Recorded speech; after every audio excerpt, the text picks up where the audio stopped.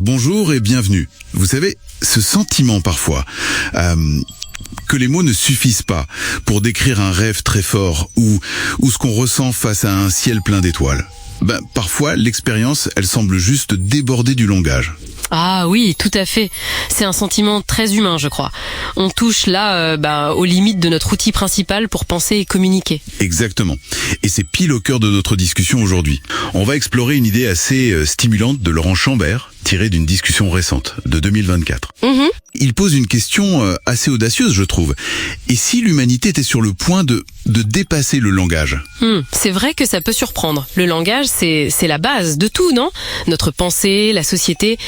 Mais Chambert, lui, il s'inspire aussi de penseurs comme Nietzsche, Heidegger, et il suggère que ce même langage pourrait en fait nous freiner. Nous freiner ? Comment ça ? Pensez à cette idée de la maison de lettres de Heidegger. Le langage nous donne un abri, une structure pour comprendre le monde. C'est nécessaire. Mais une maison, ça a des murs. Et ces murs, ils peuvent aussi limiter notre vue sur ce qu'il y a dehors, quoi. Ah, je vois. Donc, les mots qu'on utilise, les catégories, ils sont utiles, bien sûr, mais ils simplifient peut-être trop. Ils figent une réalité qui serait beaucoup plus fluide et complexe. C'est exactement ça. Le langage découpe un peu le réel en morceaux bien nets, alors que peut-être que tout est bien plus interconnecté, de manière plus subtile. D'accord.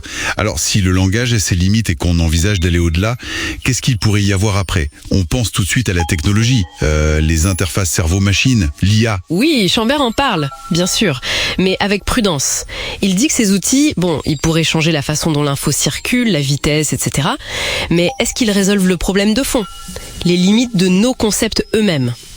L'IA, par exemple, ça promet des connexions quasi directes, mais est-ce que ça ne risque pas aussi de nous déposséder un peu de notre pensée intime, de notre subjectivité ? C'est un danger potentiel. Oui, c'est un équilibre délicat. Mais alors, au-delà de la techno, Chambert parle aussi d'indices d'évolution en nous.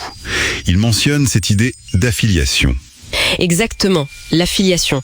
L'idée, c'est qu'on n'hérite pas seulement de nos gènes, mais aussi de structures de pensée. Un peu comme un logiciel mental qui se transmettrait. Et ça ouvre la porte à une forme de pensée peut-être plus collective, moins dépendante du langage de chaque individu. Et ces moments eureka, la connaissance instantanée dont il parle, ce seraient des flashs de cette pensée non verbale. Ces instants où, d'un coup, tout devient clair. C'est ça, oui. Des aperçus d'une compréhension plus directe, intuitive, pas linéaire comme le langage. Chambert y voit comme des signes précurseurs d'une capacité de connaissance différente, peut-être plus vaste. Et il fait le lien avec des idées plus anciennes, en philo ou en sciences. Tout à fait. Il va chercher chez Héraclite, par exemple, l'idée que tout est en flux permanent. Une réalité mouvante que nos mots, par nature un peu statiques, ont du mal à saisir. Logique. Il évoque aussi Henri Laborie, son concept d'intrication infinie du vivant. L'intrication infinie. Notre langage a du mal avec ça, avec cette totalité dynamique. Parce qu'il fige les choses. Il découpe en catégories. C'est ça. Pour vraiment embrasser ce flux, il faudrait peut-être penser moins en termes d'être, quelque chose de statique, et plus en termes de devenir, quelque chose de dynamique. D'accord. Changer notre façon de concevoir l'existence elle-même. Et c'est là qu'intervient une idée attribuée à Spinoza, la joie. La joie. Oui, comme un état qui résulte d'une compréhension profonde de notre juste place dans cet univers interconnecté. Un bien-être qui irait au-delà de la simple description par les mots.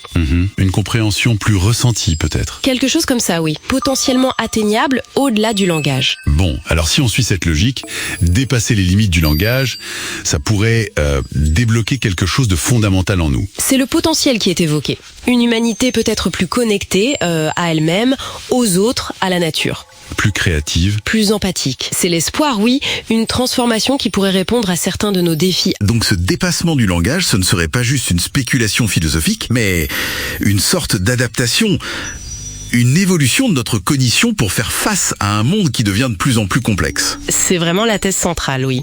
Chambert suggère que ce sentiment qu'on a tous un peu d'être submergé par l'info, par la complexité, ce n'est pas juste du stress, ça pourrait être une pression évolutive. Une pression qui nous pousserait vers une nouvelle forme de conscience, moins dépendante des mots, plus directe, plus intuitive, pour mieux appréhender ce monde complexe. D'accord. Alors, si c'est une évolution potentielle, comment est-ce qu'on pourrait individuellement y participer ou s'y préparer ? Le texte donne quelques pistes. Cultiver l'intuition, déjà. Développer l'empathie aussi. Renforcer notre connexion au moment présent, aux autres. Et puis surtout, peut-être, oser questionner nos propres certitudes, nos cadres de pensée habituels façonnés par le langage. Intéressant. Essayer de lâcher un peu nos définitions trop rigides pour accueillir une compréhension plus souple, plus connectée. C'est un peu ça, oui. En résumé, l'idée forte de Chambers, c'est que ce possible dépassement du langage, ce n'est pas une perte, attention. C'est une transformation. Une transformation. Une vision où l'on se sentirait plus interconnecté au reste. Ce qui nous laisse avec la question finale, et c'est une question forte. Si aller au-delà du langage est vraiment une prochaine étape possible pour l'humanité, comment chacun, chacune, pourrait contribuer à ce voyage intérieur et collectif? Une belle question pour réfléchir. Absolument, de quoi méditer. Merci beaucoup pour cet échange passionnant.